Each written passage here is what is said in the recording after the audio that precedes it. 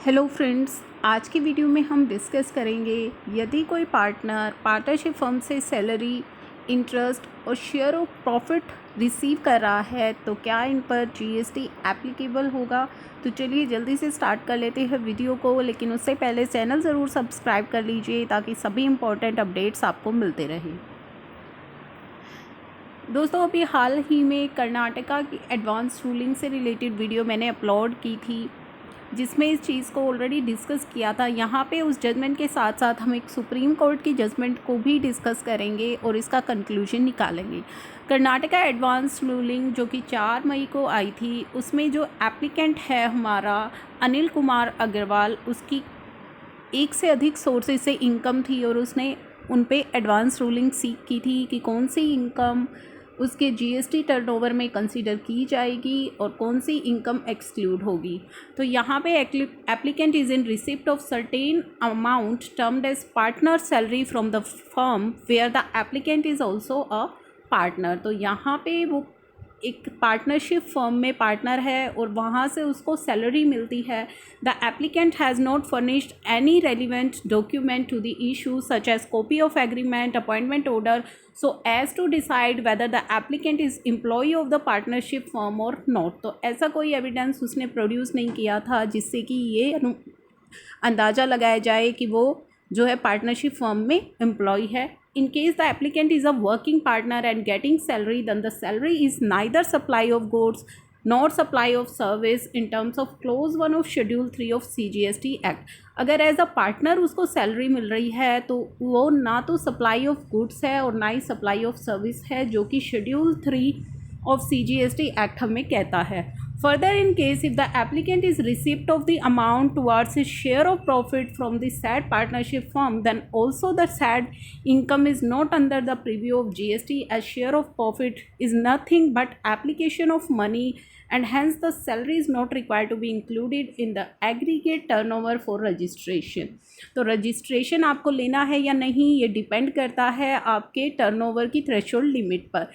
अगर आपका turnover threshold limit से ज़्यादा है तो आपको जीएसटी में रजिस्ट्रेशन लेना होगा।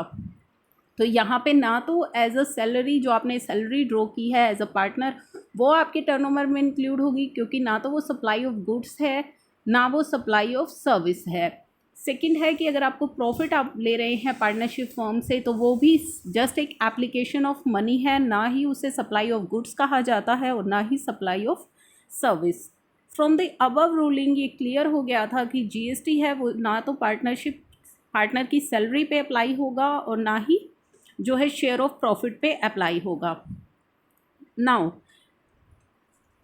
यहाँ पे एक इम्पॉर्टेंट सुप्रीम कोर्ट की जजमेंट को भी हम कंसीडर करेंगे।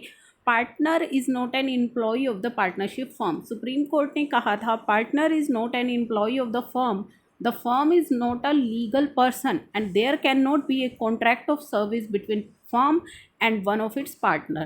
तो यहाँ पे कहा गया था CIT वर्सेस RM चिदम्बरम पिलाई के केस में कि जो फर्म है वो एक लीगल पर्सन नहीं है और इस वजह से एक पार्टनर में और फर्म में कोई भी कॉन्ट्रैक्ट नहीं हो सकता है।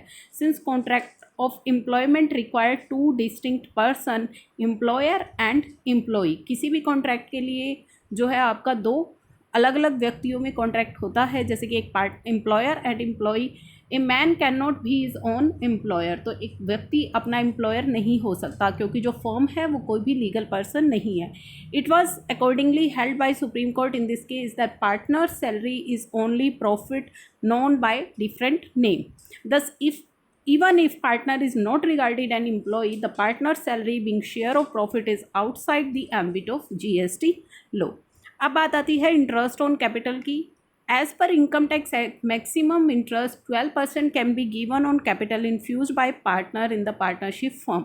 इनकम टैक्स हमें कहता है कि हम मैक्सिमम 12% इंटरेस्ट ही पार्टनर को पे कर सकते हैं।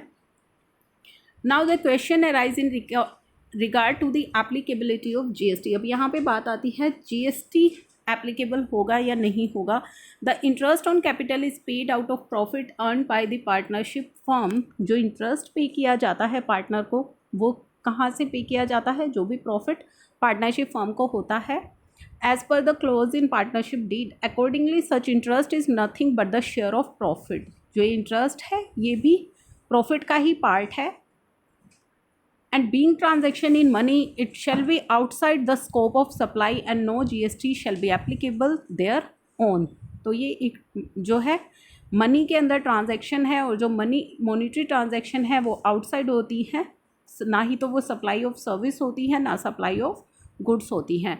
Interest on partnership capital is treated as non supply. तो जो इंटरेस्ट है वो भी आपके टर्नओवर की लिमिट में इंक्लूड नहीं किया जाएगा।